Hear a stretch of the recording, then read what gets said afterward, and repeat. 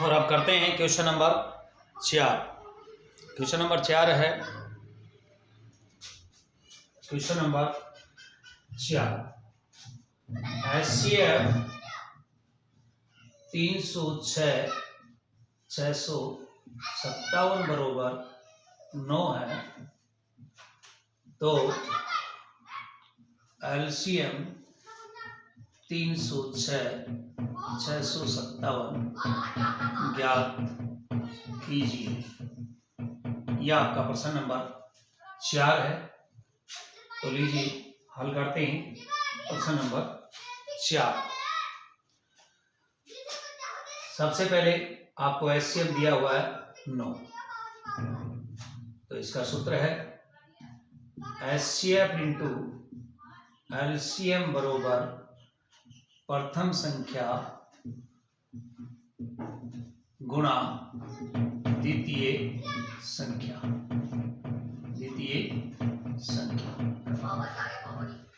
HCF 9 और LCM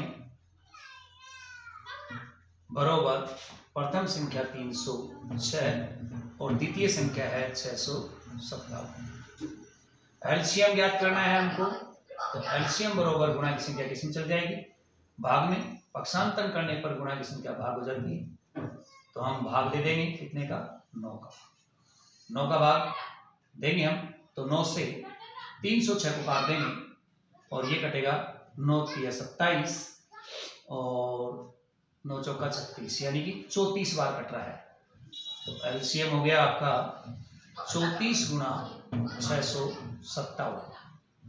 34 गुणा 657 करेंगे तो ये हो जाएंगे आपके 22,338। 34 गुणा 657 22,338। क्वेश्चन नंबर 4 में 306 और 657 का HCF 9 दे रखा है और LCM हमसे पूछा है। तो HCF इंटू LCM बराबर प्रथम संख्या गुणा द्वितीय संख्या। तो 9 गुणा LCM बराबर प्रथम संख्या 306 और द्वितीय संख्या 657। गुणा की संख्या भाग में आ जाएगी, यानी कि हम 9 का भाग दे देंगे। तो 9 से 306 कटेगा 34 बार और 34 गुणा 657 करेंगे तो 22,338। अगला है क्वेश्चन नंबर 5। क्वेश्चन नंबर 5 को करते हैं हम। जांच कीजिए कि क्या किसी प्राकृत संख्या के लिए, क्वेश्चन नंबर 5 है, जांच कीजिए कि किसी प्राकृत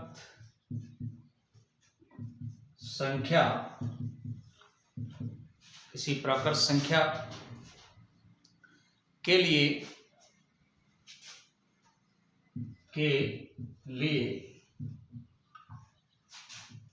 संख्या 6 की घात n अंक, संख्या 6 की घात n अंक 0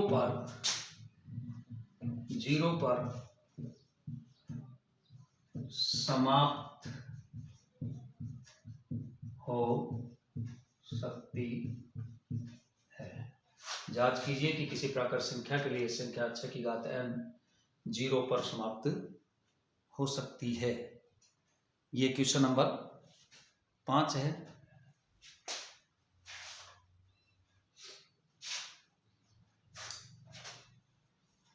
तो हल देखिए।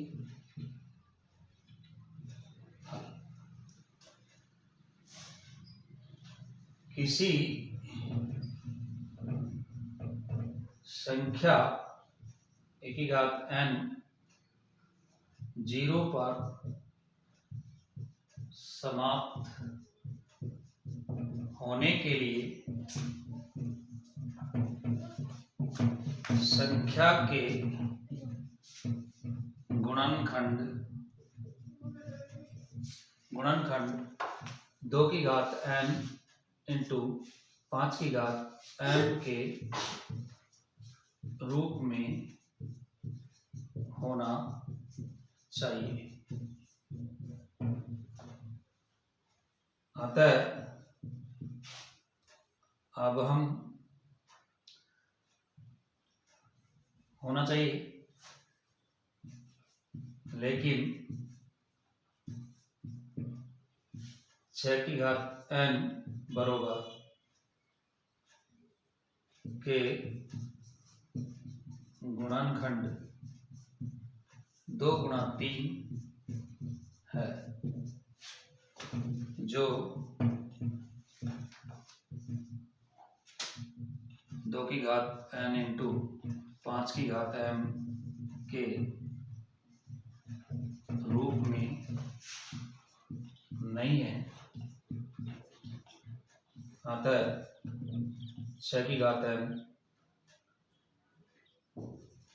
कभी भी 0 पर समाप्त नहीं होगी।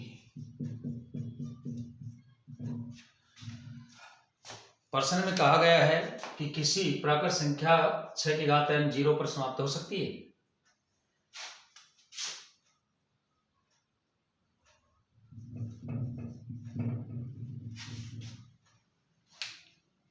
किसी भी संख्या 1 की घात n 0 पर समाप्त होने के लिए संख्या के गुणनखंड 2 की घात n m के रूप में होना चाहिए, लेकिन 6 की घात n के गुणनखंड 2 गुणा 3 की घात n है, जो 2 की घात n और 5 की घात m के रूप में नहीं है। अतः हम कह सकते हैं कि 6 की घात n कभी भी 0 पर समाप्त नहीं होगी। इस प्रकार हम क्वेश्चन 5 को भी अच्छी तरह कर चुके हैं। आइए क्वेश्चन नंबर 6 करते हैं। क्वेश्चन नंबर 6, क्वेश्चन नंबर 6 है आपका, व्याख्या कीजिए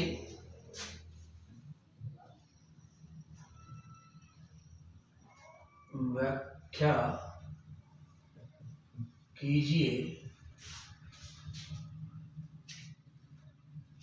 7 गुणा 11 गुणा 13, 7 गुणा 11 गुणा 13 प्लस 13 और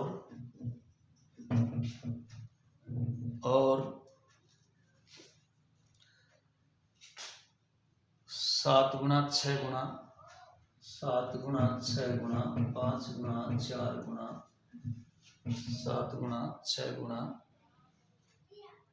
5 गुणा 4 गुणा 3 गुणा 2 गुणा 1 प्लस 5 भाज्य संख्या है। भाज्य संख्या है। हाँ, देख लीजिए। हाँ, 7 गुणा 13 गुणा 13 प्लस 13, इसमें 13 उभयनिष्ठ है, में उभयनिष्ठ गुणनखंड 13 है। अतः संख्या 13 से भाज्य होगी, क्योंकि 2 या 2 से अधिक उभयनिष्ठ गुणनखंड हो तो वह संख्या भाज्य होती है। 2 या 2 से अधिक उभयनिष्ठ गुणनखंड होने पर संख्याएं भाज्य होती है। पुनः हम देखते हैं 7 गुणा 6 गुणा 5 गुणा 4 गुणा 3 गुणा 2 गुणा 1 प्लस 5, इसमें भी उभयनिष्ठ गुणनखंड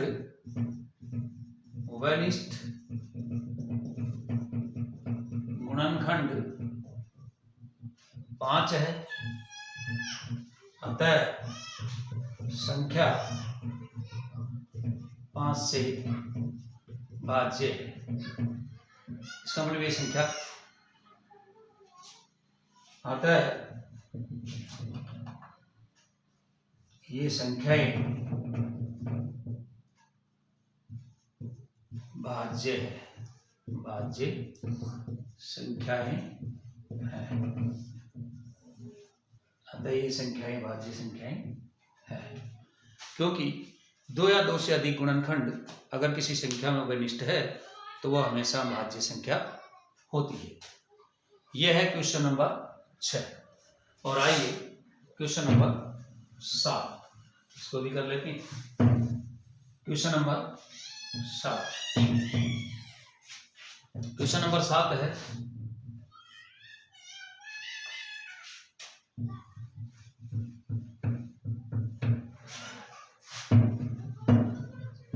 क्वेश्चन नंबर 7,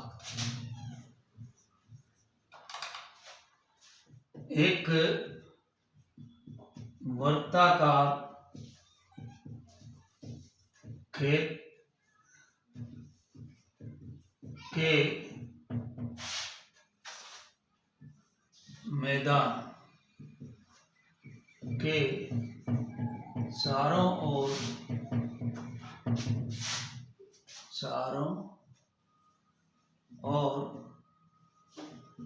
एक चक्कर लगाने में सोनिया को 18 मिनट लगते हैं और रवि को उसी मैदान के एक चक्कर लगाने में 12 मिनट लगते हैं। यदि दोनों एक ही स्थान एवं एक ही समय पर एक ही दिशा में चलना प्रारंभ करते हैं तो उन्हें उसी स्थान पर कितने समय पश्चात मिलेंगे। यह है क्वेश्चन नंबर 7 आपका। यानी कि एक वर्ताकार मैदान है जिसके चारों ओर एक चक्कर लगाया जाता है। सोनिया उसके चक्कर लगाने में 18 मिनट लेती है और रवि उसके चक्कर लगाने में 12 मिनट लेते हैं। वह पुनः प्रारंभिक स्थान पर कितने समय में मिलेंगे। आइए तो इस प्रश्न में कम से कम समय लगने की बात हो रही है, तो इस स्थिति में हम इसका HCF निकालेंगे। तो लीजिए हल निकालते हैं, HCF निकाल देंगे हम। तो सबसे पहले 18 के गुणनखंड करेंगे हम, 2 गुणा 3 गुणा 3। फिर हम 12 के गुणनखंड करेंगे, 2 गुणा 2 गुणा 3 और इसके LCM निकालेंगे हम। तो इसी स्थिति में हम इसका LCM निकालेंगे, क्योंकि एक ही साथ कोई भी कार्य किया जाता है तो उसमें अधिकतम घात काम आती है। तो लीजिए हम इसका HCF निकालेंगे। अधिकतम घात 2 की 2 और 3 की 3, 3 की भी 2 ही है। तो गुणा करने पर 2 दूनी 4, 4 तिया 12, 12 तिया 36। अतः सोनिया और रवि पुनः प्रारंभिक स्थान पर 36 मिनट बाद, यानी 36 मिनट बाद मिलेंगे। प्रश्न में यही पूछा गया था कि पुनः वो प्रारंभिक स्थान पर कितने समय पश्चात मिलेंगे। तो यानी कि 18 और 12 का एलसीएम हमने निकाला और 36 आया। तो यानी कि 36 मिनट बाद रवि और सोनिया पुनः प्रारंभिक स्थान पर मिल जाएंगे। इस प्रकार हमने 1.1 कक्षा 10 की प्रश्नावली 1.1 को कंप्लीट कर लिया है और आगे की प्रश्नावली को हम फिर करेंगे नेक्स्ट वीडियो में।